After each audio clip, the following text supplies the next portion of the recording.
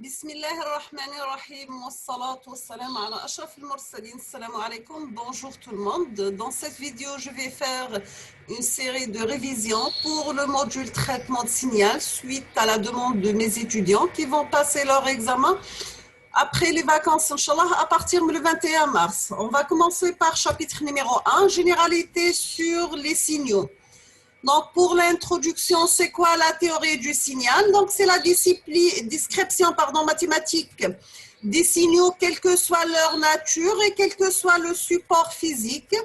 L'objectif est d'établir une représentation d'un signal en fonction du temps. On désigne par exemple un signal par la notation x de t. Maintenant, on va définir c'est quoi un signal. Donc, c'est le support de l'information transmise de sa source à sa destination en fonction de la nature du support. On parle par exemple soit des signaux électriques, exemple téléphonie, des ondes électromagnétiques, exemple télécommunication, des ondes acoustiques, le sonar, ondes lumineuses, des fibres optiques. L'ECG, c'est l'échographie biomédicale. Maintenant, pour la classification des signaux, nous avons des signaux continus et des signaux discrets. On dit qu'un signal x de t, c'est un signal continu analogique, c'est la variable t continue au sens mathématique. Si t est une variable discrète ou bien numérique, le signal x de t est appelé signal discret ou bien numérique. Ce signal étant défini à des instants précis, le représenter comme une suite de valeurs notées xn, sachant que n c'est le nombre entier. Donc nous avons x de t. Voici un exemple d'un signal analogique. Et ici x de n, exemple d'un signal numérique. Maintenant, pour les signaux déterministes et les signaux aléatoires, un signal x de t est déterministe, c'est à chaque instant t, sa valeur x de t peut être déterminée de façon certaine par un modèle mathématique. Nous avons par exemple, quel que soit t appartient à R, x de t égale à A sinus de pi fois t. Un signal x est dit aléatoire, c'est à chaque instant t, x ne peut pas être déterminé de façon certaine car elle dépend du hasard, exemple le signal sismique. Maintenant, pour l'énergie et la puissance d'un signal, soit x de t un signal quelconque, c'est une fonction complexe, nous avons pour la formule de l'énergie totale est définie par E de x égale. C'est un intégral de moins l'infini à plus l'infini de la valeur absolue de x de t élevé au carré dt. Donc, la notation x de t en valeur absolue élevée au carré signifie x de t par x étoile de t ou là le conjugué de x de t. La puissance moyenne totale est définie par P de x, c'est la limite de 1 sur grand T quand t tend vers l'infini, un intégral entre moins t sur 2 et t sur 2 de x de t élevé au carré dt. Maintenant, pour les signaux à énergie finie, j'ai qu'un signal x de t est dit à énergie finie s'il est de carré sommable, c'est-à-dire l'énergie E de x égale à l'intégrale de moins l'infini à plus l'infini de x de t élevé au carré dt, soit inférieur à l'infini. Pour les signaux à puissance finie, nous avons un signal x de t dit à puissance finie, c'est pi de x est égal à la limite de 1 sur grand t quand t tend vers l'infini d'un intégral qui varie de moins t sur 2 jusqu'à t sur 2 de x de t élevé au carré dt soit inférieur à l'infini. On va prendre un exemple pour calculer sa puissance. Donc, nous avons soit le signal x de t qui est égal à 1 cosinus oméga t plus phi. On vous demande de calculer sa puissance. Donc, nous avons p de x, c'est la limite de 1 sur grand t.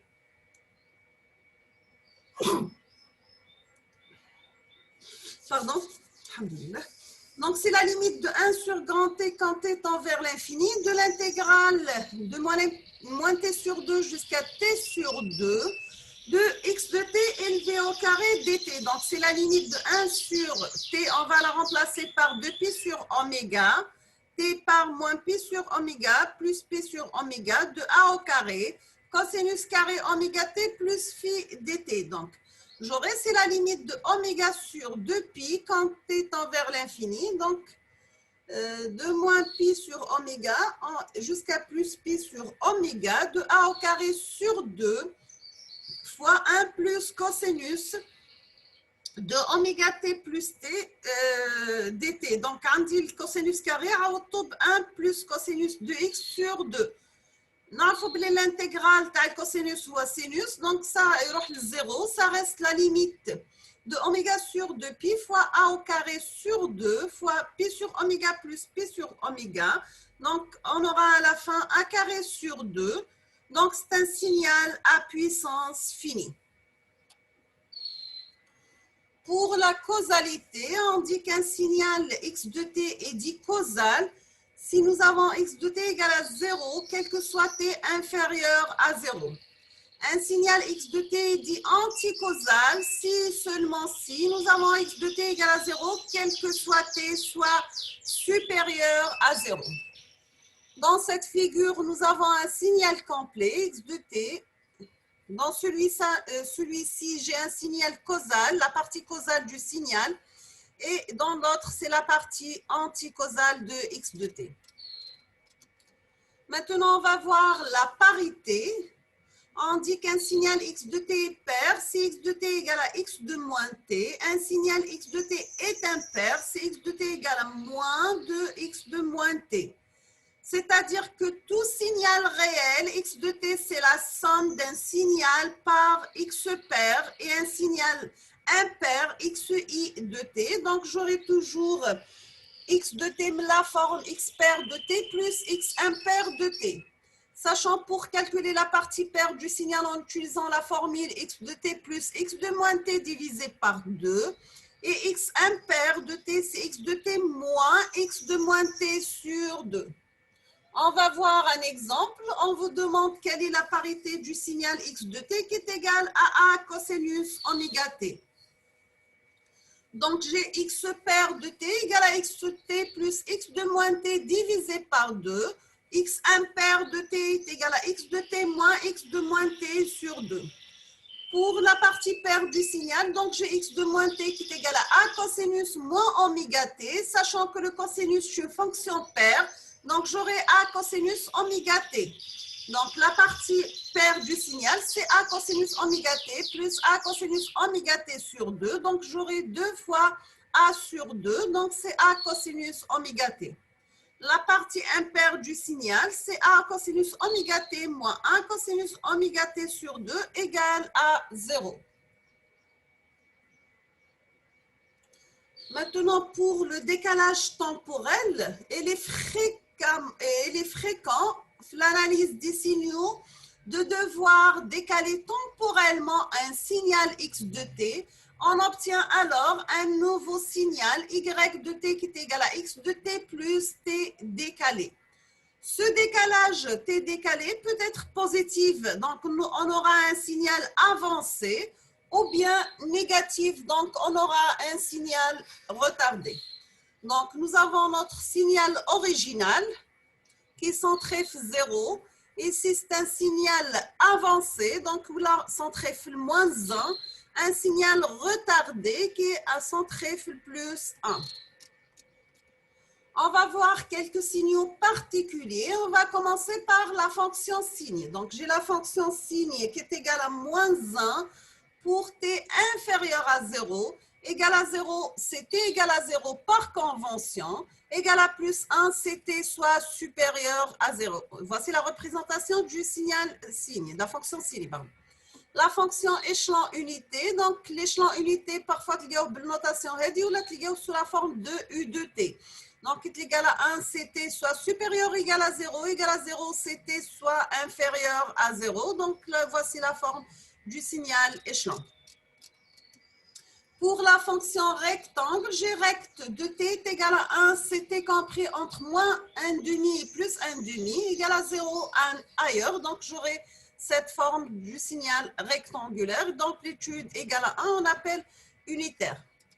Pour un rectangle généralisé, donc j'ai rect de t, a est égal à 1 pour ct compris entre moins t sur 2 et tau plus t sur 2, égal à 0 ailleurs. Donc, nous avons a égale à 1, tau égale à 0, t égale à 1, c'est le rect t usuel. D'accord?